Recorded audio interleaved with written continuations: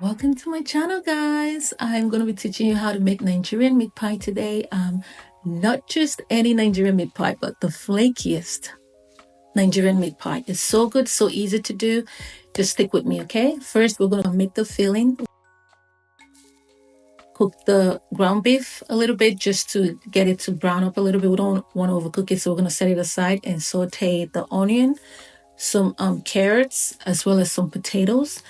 I would advise you use a waxy-like potato that can hold its shape when it's cooked down. You don't want it to be mushy. I'm going to add in some seasoning, preferably the Nigerian curry and thyme, as well as some ginger. If you have fresh ginger, perfect.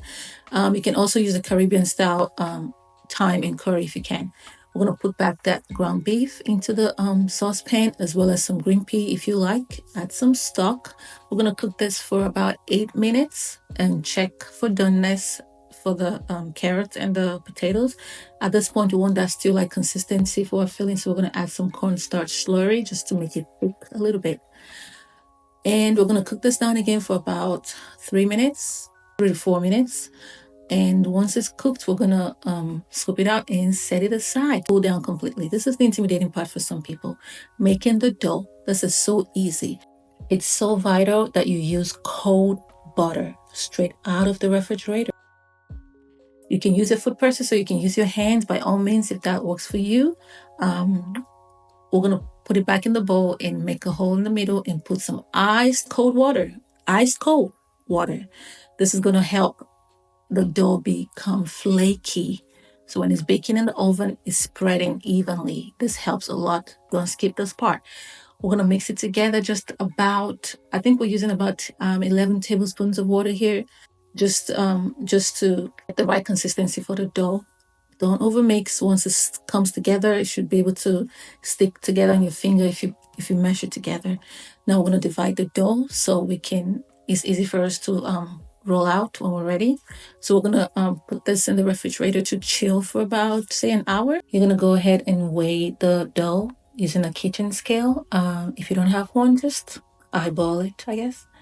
So we're going to roll this out to about 5.5 inch rounds. You can either use a large size meat pie cutter, the medium, or the small. I like to use the large. This is going to make about 15 large size meat pie. So we're going to cut this out and add some filling. I used about 1.5 tablespoons of filling. I'm going to use some egg wash to surround the edges and seal the edges. You can crimp it if you want. The holes in the middle to force things to release.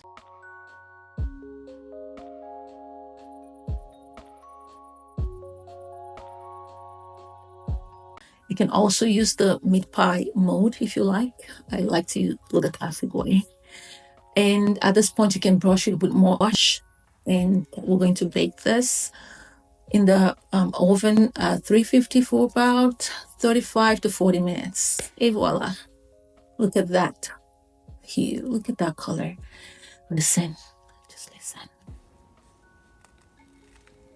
I know you heard the sound.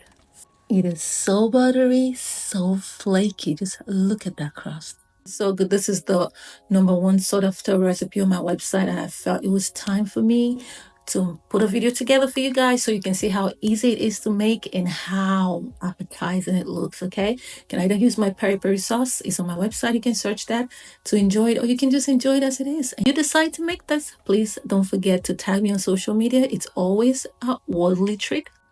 So good. And laters, babes.